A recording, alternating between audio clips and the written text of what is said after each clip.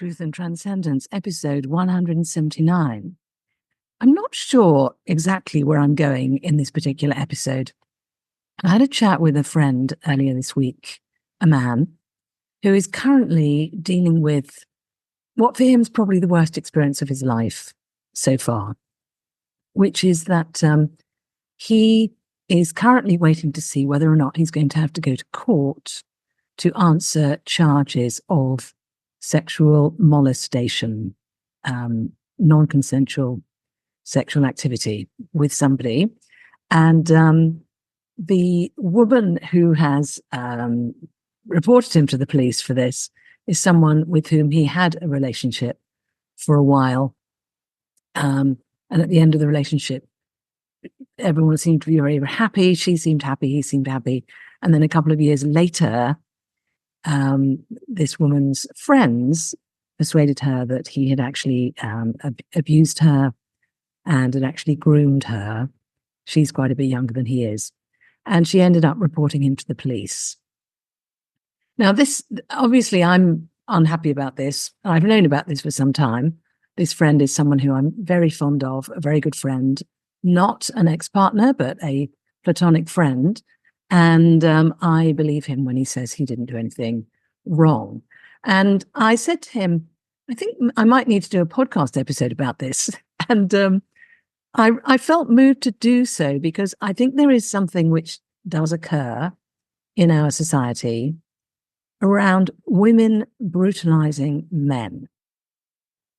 Now, I will say straight off that in this situation with my friend, I wasn't there through their relationship. I didn't witness all of the interactions. I don't know the woman involved. So I might be completely wrong about his particular situation. But I don't think I'm wrong about the fact that some women, some of the time, actually brutalize men who they're close to. And I have authority to say this because I have done this myself, not physically harming people, but I have used some of the repertoire of weaponry that women have at their command to hurt men. And when I've done that, the reality is, generally speaking, it's not the men who might deserve it who get hurt. It's not that I've done anything terrible, but I think something that can be really underestimated is how women have this power to really hurt the men in their lives, should they choose to do so, or even completely unconsciously. And it's what I read, I picked up a book by Sheer Height at one point, and she was talking in there about the fact that women have these very cutting ability with language. They can be emotionally quite punitive to men around them, and that they've developed these skills as a result of 6,000 years of patriarchy. Whether the 6,000 is correct or not, who knows? But that women in general have these capacities to inflict emotional damage or pain on other people, and sometimes on each other. When I was at school, I went to a girls' school, and my clearest memory of the girls I was with was that they were bitchy. They really enjoyed taking each other down, including me. And I found this very hurtful. And it took me a while after leaving that particular school before I'd be comfortable in a room full of just women. I'm very comfortable with that now, but it took a while to get comfortable because of that very unpleasant early experience in my life. So I think what I'm doing really is I'm naming something that I think we all know exists, which is that as women, we have the capability to be really quite punishing to men around us, should we choose to do so, or actually doing it subconsciously, and that it's important that we're aware of that. Obviously, most of us don't end up reporting people to the police. And in some of those cases, the whole thing blows over very quickly. But in some of those cases, it really doesn't. I had another friend years and years ago who was actually accused of rape. And this was a situation where he was involved with somebody, probably not his best judgment to be involved with this particular person, because she was She was somebody who had her own problems and issues, let's just say. And then one day she asked for sex with him and he said no, he had a bad back. And she threw a tantrum, called the police and said he'd raped her, which he hadn't. And the whole thing took, in his case, well over a year before it ran through. A lot of people were involved, a lot of money was spent. My friend back then was harassed by the police because he had been judged guilty before he'd even gone to trial. So I've seen a couple of these situations, very, very, very painful for everybody involved, very, very costly indeed. So what am I saying? Am I saying that, women should just always be very nice to men? No. I think we should confront the people in our lives when we need to. I think we should express ourselves when we want to. I think we should channel our anger or rage or pain. I think the thing, though, to be really aware of is that often when we do these punitive behaviors, we're doing it to the wrong person.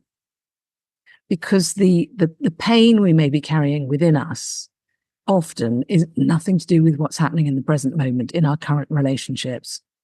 It's brought forward from early woundings, either in our own lives or in the race memory in our species, or in the ancestral memory of our particular generational line.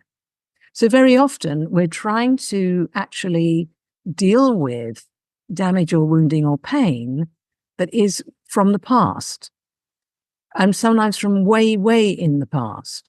And sometimes it's carried down through families, generation after generation, where you see patterns repeating and strategies repeating.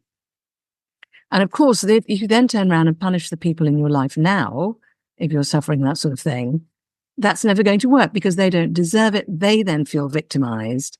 And that then feeds into a whole other issue, which is men feeling unsafe around women, feeling that they can't relax and be open and be vulnerable with women because it's the kindly, the gentle, the open, the vulnerable men who are more likely to receive this punitive behavior from women.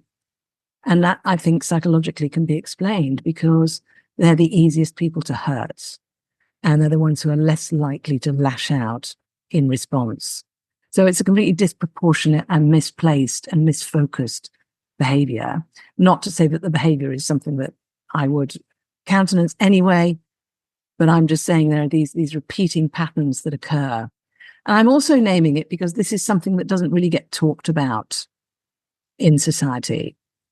We are well down the path of moving towards equality, gender equality between male and female, but we're not there yet. And in a way, whenever there's a big shift, so if you think of a big shift from all women being victimized to noticing that and starting to make strides culturally and socially towards equality of genders. When I say equality, I mean parity, equivalence. I don't mean saying that male and female are the same thing. Of course, they're not. So, but initially in these situations, the pendulum swings too far the other way, at least for some people. And so one of the manifestations we have in the world at the moment is a counter-sexism thing going on, where in some cases women will be prioritized over men because they are women and because women prior to this have been victimized. So it's very, very difficult for men to own up to the fact that they're being victimized by a woman or by women. And it's difficult for women to own up to it as well, especially if they're doing it unconsciously. So, and I think it's important that this is named. I think it's important that it's stated.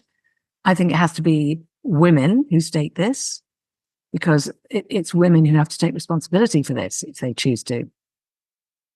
So what is my message? Why on earth, what's the point of me saying this? I think on my own behalf, something that I am now much more careful about in my relationships with men is watching out for those moments before I tip into what one of my teachers referred to decades ago as the hell bitch, the the vengeful female spirit within that is actually trying to get revenge for hundreds or thousands of years of female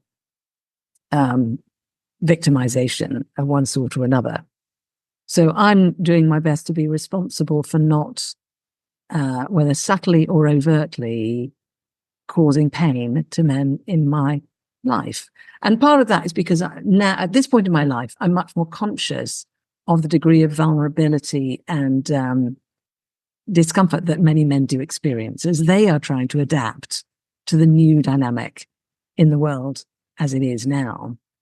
So that's on my own behalf. But what I'm equally trying to do, working with women, is to assist and support women to find that free place within them from where they can rebuild their power, rebuild their strength, and then reduce the need for any of this kind of lashing out or behavior. And, from that place can come an opening to love. Because when we seek to undermine other people, whether consciously or unconsciously, this is an expression of experiencing a lack of love, or feeling cut off from the inherent love that exists all around us and within other people. So it's a healing journey. It's a journey of responsibility and healing. It's not a journey of self-criticism, judging oneself. It's so delicate talking about these things. It's so easy to go into, oh God, I'm a bad person because I've been unconsciously doing this. No one's a bad person in this regard. There are a very, very, very minute minority in actually being malicious in this situation. I would say that people generally not, but it is important to be aware of it. And I just want to say to the men, allow yourself to speak out if you are feeling undermined or disempowered or discounted by the women in your life, and find ways of building your strength so that you are able to be vulnerable enough to speak about this, to share about this.